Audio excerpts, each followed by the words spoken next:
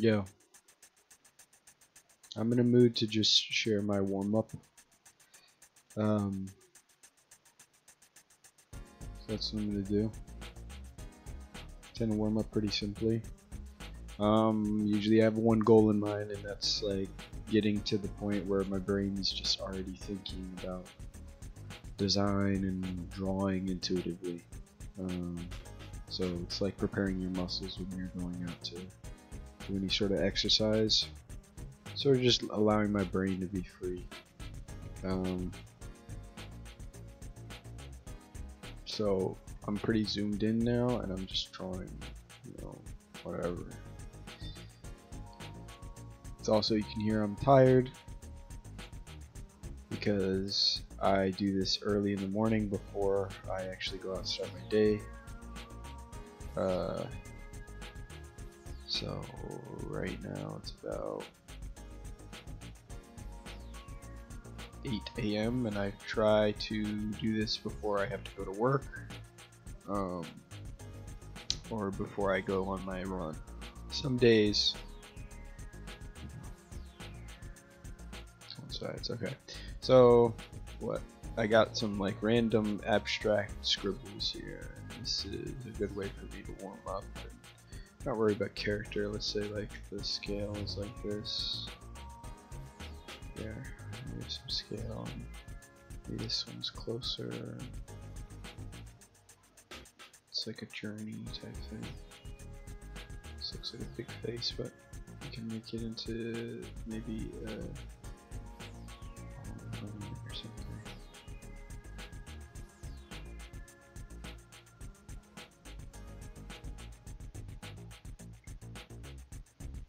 One thing I wanted to talk about while I do this, so I hear a lot of people, including myself, in the past. I try not to,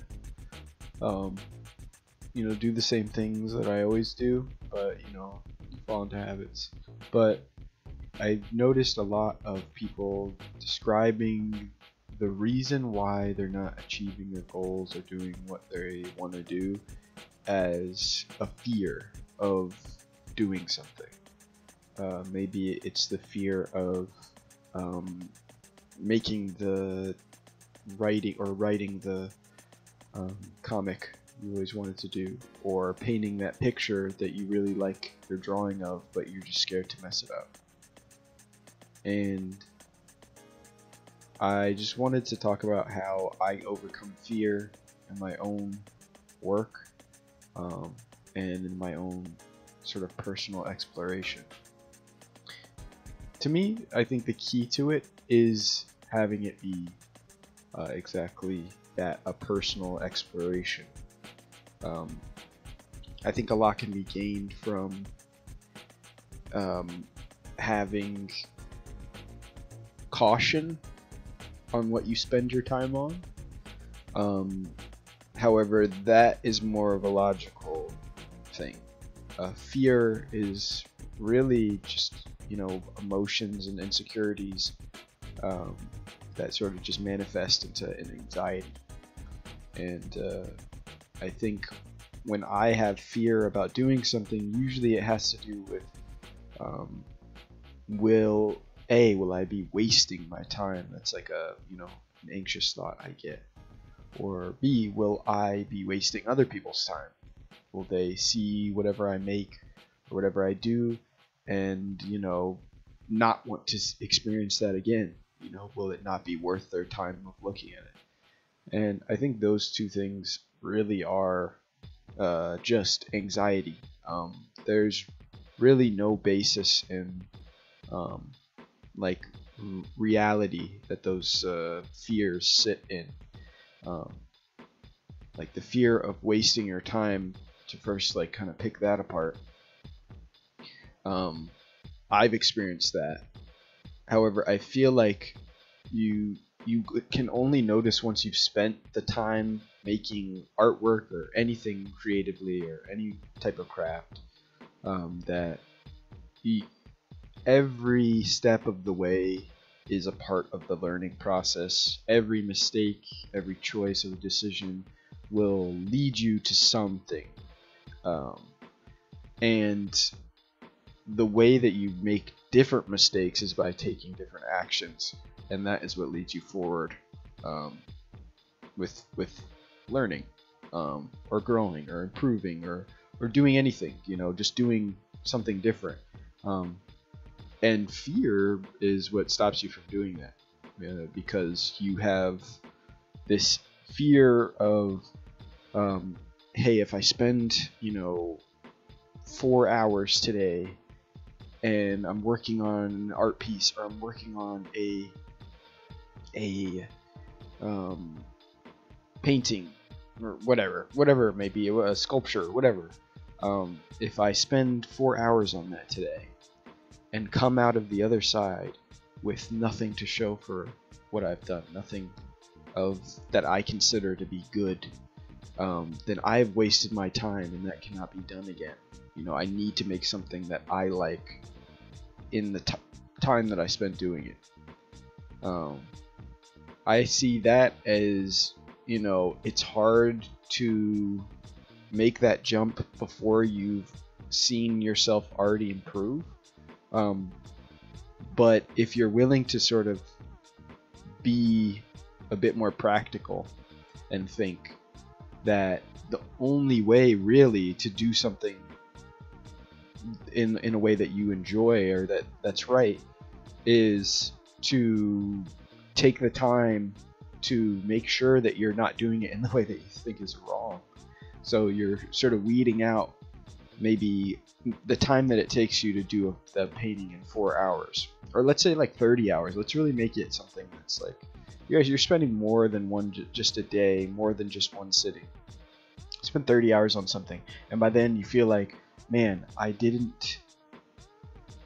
feel like I didn't learn, I feel like I didn't do anything worth showing to anybody, I'm wasting my time, and I should probably give up, or stick to what I'm good at. What's actually happening is you are learning, but learning takes a lot more time than just every sitting you feel like you're getting better. It's going to happen over the period of months or years, weeks, where you'll have like this thing you're focusing on.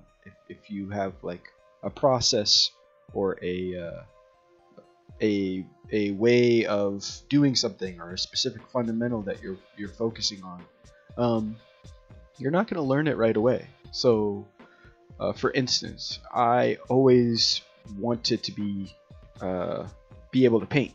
Always wanted to be a painter, and I feel like there was in the beginning of my like learning, my journey, I was able to like sort of make stuff without really worrying about it. Like I was able to paint to an extent without like thinking, oh, this is like wasting my time. But that's just because I didn't know anything else. I was literally just exploring the medium, like digitally and traditionally with drawing.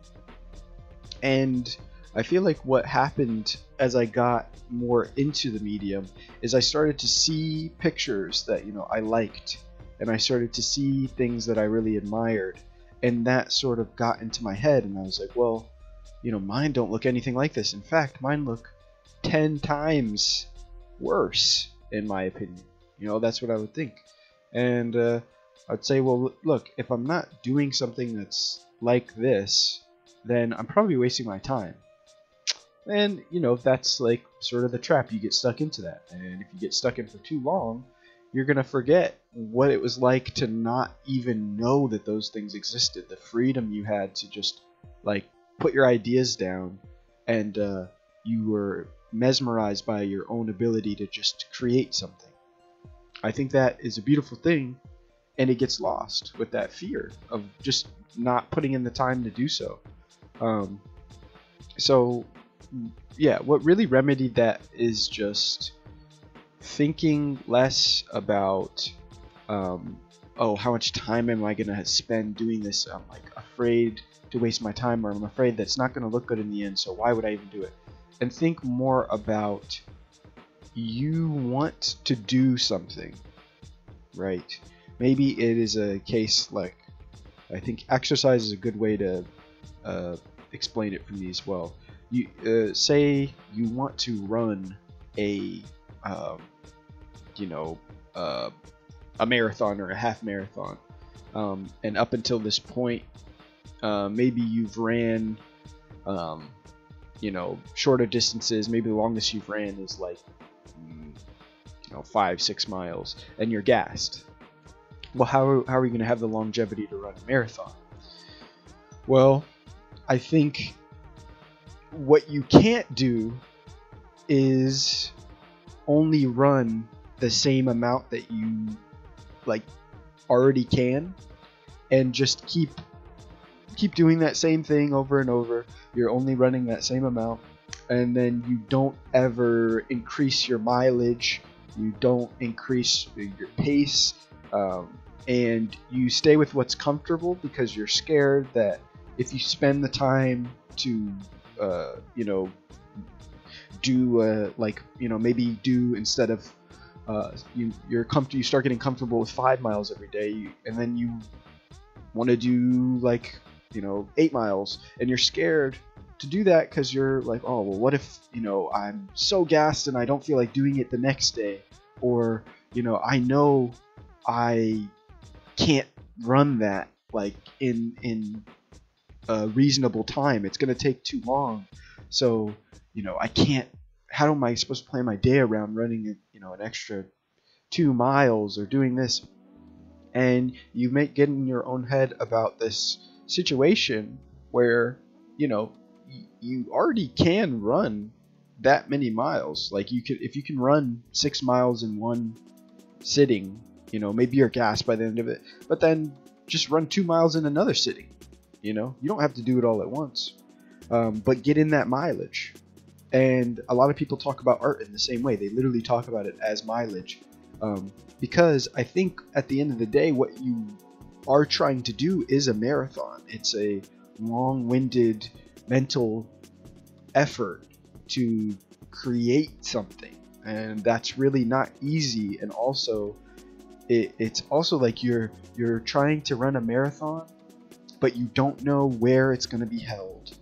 You don't know what terrain you're going to be running on, and the only thing you can really practice is your stamina, your form, your pacing, your ability to push through that pain. When your legs start to get hot and painful, and your chest is starting to feel like you're breathing through a patch of nails, and your heart is, you feel like you're just going to explode. And then you sit with that pain, you keep going with that pain. That's what makes it, something that not everybody does. And I think with art, it's like we see it as that same thing, where it's like it can be painful to, make things that aren't good, or it can be painful to just think about it so much. It really is taxing on your brain. And what I think is that all those things are true, that it can be painful and it can be hard, but you're also doing something that children, like when we were all children, a lot of the times you were able to do without any pain, but with just as much enjoyment. And it's that fear, I think, that causes that pain, because the less scared you are, the more you're just kind of excited by making anything. As a child is, you can have much more freedom to just learn and do things and experiment. And I think that's what's holding people back. So that's the first part of the fear. And then to the I guess I'm thinking like the elephant in the room as the phrase, but I do think it is a lot of the times the bigger fear that people worry about. Like, people might be fine with wasting their time. Maybe it's like, I'm doing art, it's better than doing video games, so like I'm not worried about wasting my time. I can play video games all day, or I can just watch TV all day. But maybe it's you're not wanting to waste other people's time. And the way I think about it like that, like wasting other people's time, is if you're worried about what other people think of your work, right, and if other people think it's not good, um, I feel like the deeper fear there is that they will not want more of that experience of seeing your work. Because I guess if they did enjoy it in some way, if they were engaged, entertained, whatever it may be, by your work, then I mean, what is there not to be successful with? People like it in some way. They're like, hey, I want to see more of this. I mean, you're successful in that you communicated whatever ideas you had to where people want to continue hearing them. I think that's really cool. But what if you've had an experience where maybe you share your work with somebody. It really could happen at any point in your life, and they don't have any reaction, or they do have a reaction, but it's not like the one you were expecting or the one you wanted, really. That can be really hard on you, and that can make you think in the future, well, I shouldn't share this anymore because people don't care, or people don't want to see it, or I'm not good enough, I'm not as good as these other people, so I don't want to share it, so why even do it? Because the first step is even getting yourself to want to see it, yourself to like it. And if you are not satisfied with your own failures as a means to an end, like this is just what you got to do in order to get to where you're trying to go, then it's going to be a big struggle, and you're going to be stricken with this fear and anxiety to not mess up, because you want things to be perfect, so when other people see them, they think you're perfect, right? And in your head, of course. And I've experienced this in the past, but what kind of set me to start thinking differently was really just that initial step of getting yourself to love what you're doing on a basic level of if you are your own first critic, not your own worst critic, but your own first critic. You're the first person to critique anything you do, and you already know that you're amateur at something. Maybe you're not the best painter, you're not the best drawer, you're not the best at 3D modeling, you're not the best at color, you're not the best at whatever. And are you going to be super harsh and grade yourself, or if you were critiquing someone else, would you be super harsh and grade yourself against your people who are at the best in their craft? Let me just save this.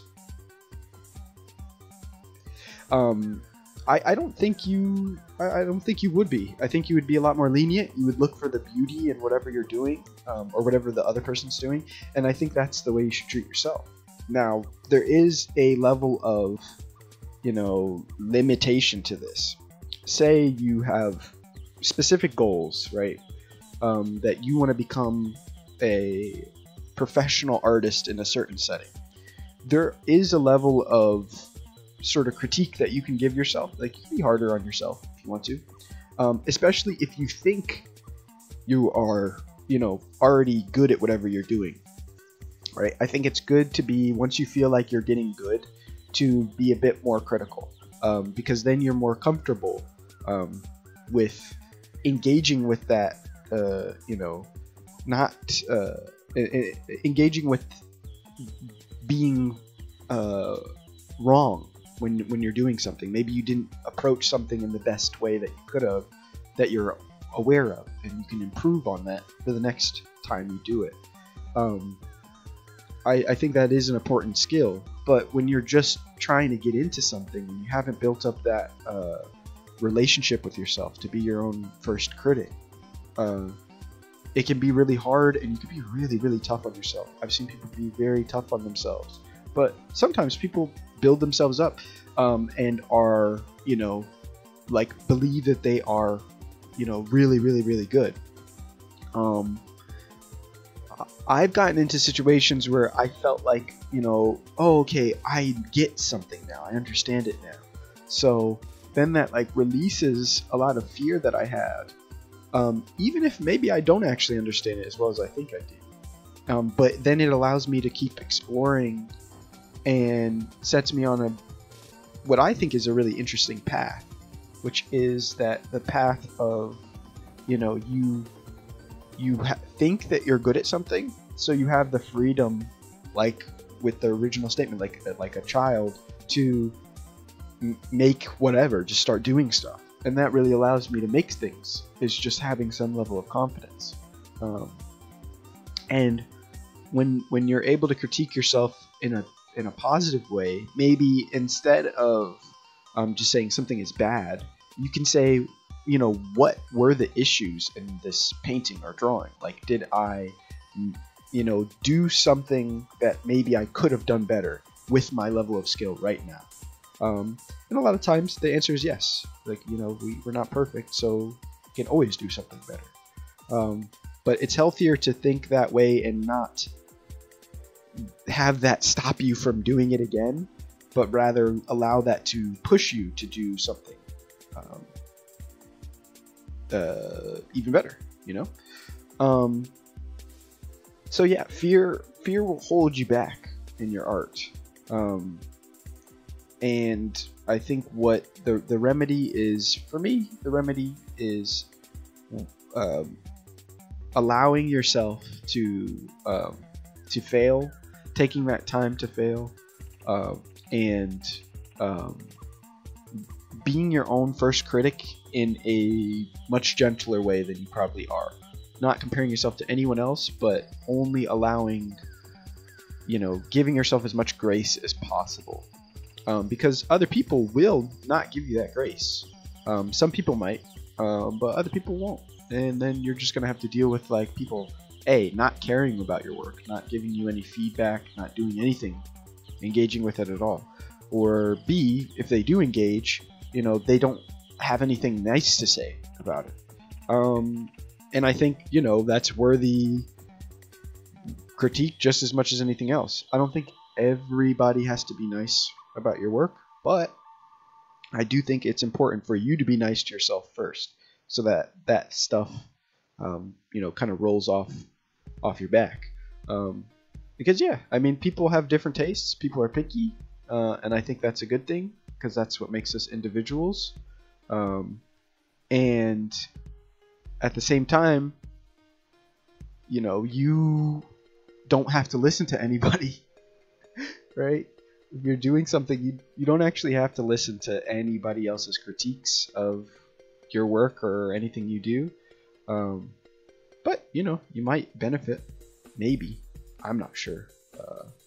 But it's no use to be scared to do something. So if anybody watches this and suffers from, art block or any sort of fright that stops them from drawing, painting, making the things they want to make, writing their story, I say to you, be your own first critic and allow yourself to also just be like a kid and just do the things regardless, even if they're not good, because you're not wasting your time. You only have so much time, and if you want to do something and you're not doing it, that is wasting your time.